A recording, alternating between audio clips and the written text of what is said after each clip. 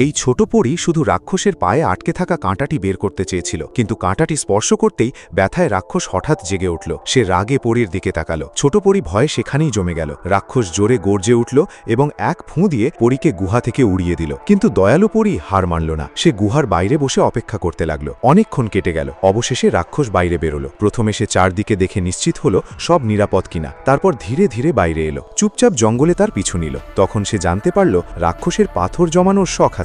সে সব পাথর যত্ন করে জমিয়ে রাখে, কিন্তু পায়ে থাকা কাঁটার কারণে সে ঠিকভাবে হাঁটতে পারে না। যন্ত্রণার কারণে সে দুর্বল হয়ে পড়েছে। হঠাৎ একটি বড় পাথর দেখে পরী একটি কৌশল ভাবল। সে দড়ি দিয়ে পাথর বেঁধে গাছে ঝুলিয়ে দিল। রাক্ষস থেমে সেটার দিকে তাকালো। তখন পরী সুযোগ নিয়ে উড়ে গিয়ে তার পায়ের কাঁটা বের করে দিল। ব্যথায় রাক্ষস জোরে চিৎকার করল এবং মুখে ধরা পাথর নিচে পড়ে গেল। পাথর মাথায় না লাগলেও তার পা দড়িতে জড়িয়ে গেল। রাক্ষস দৌড়ে আসতে চাইল, কিন্তু পরীকে খেতে চাইল না। সে শুধু তার পাথরগুলোর দিকেই চিন্তিত ছিল। এরপর সে নিজের পায়ের ক্ষত চেটে শান্তভাবে বসে রইল।